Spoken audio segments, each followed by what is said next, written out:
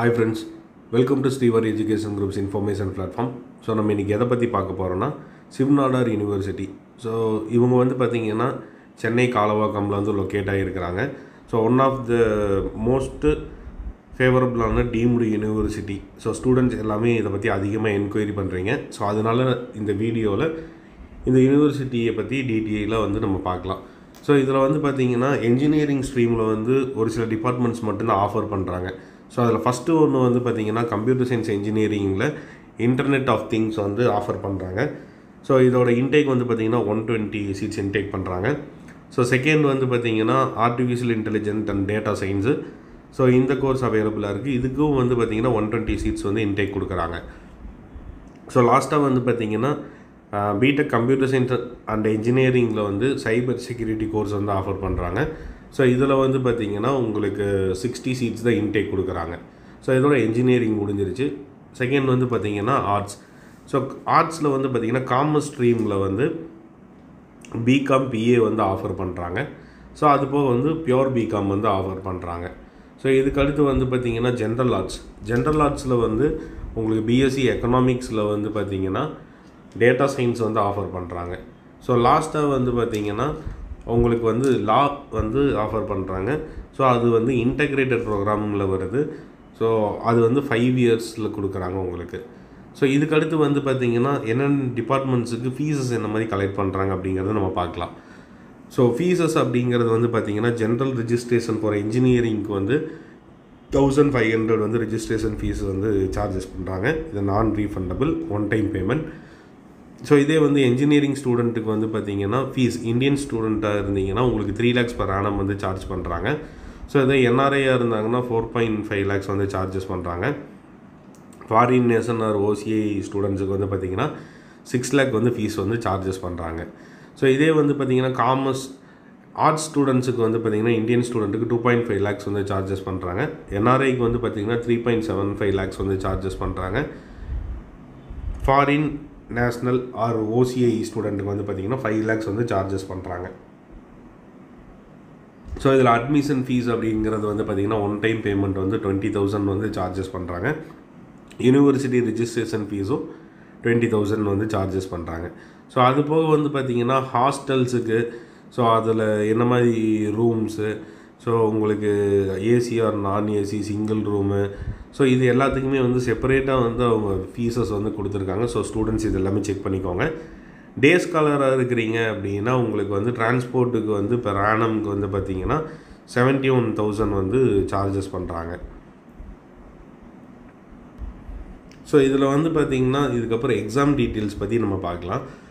So அவங்க வந்து பார்த்திங்கன்னா இன்ஜினியரிங்க்கு வந்து பார்த்திங்கன்னா 2 hours வந்து எக்ஸாம் செஷன் வந்து கொடுக்குறாங்க. ஸோ அதில் வந்து பார்த்திங்கன்னா மேக்ஸிமம் வந்து ஆப்டிடியூட் கொஸ்டின்ஸ் தான் உங்களுக்கு அதிகமாக கேட்குறாங்க. தென் அது போக வந்து பார்த்திங்கன்னா மேத்தமெட்டிக்ஸ், ஃபிசிக்ஸ் அண்ட் கெமிஸ்ட்ரி இது வந்து மேண்டேட்டரி சப்ஜெக்டாக இருக்கணும்.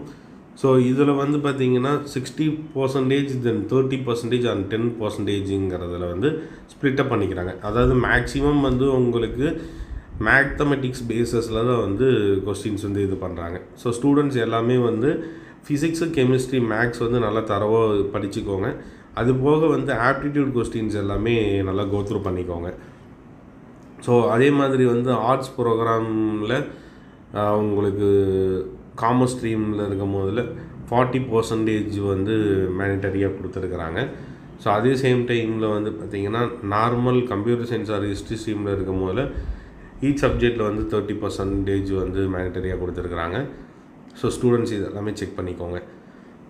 ஸோ சிலபஸ் அப்படிங்கிறது நீங்கள் பார்க்கும் போதில் வந்து பார்த்திங்கன்னா எஸ்என்யூவில் அவங்க கொடுத்துருக்குறாங்க. Maths, physics, chemistry, accountancy, commerce, economics, English, history and sociology.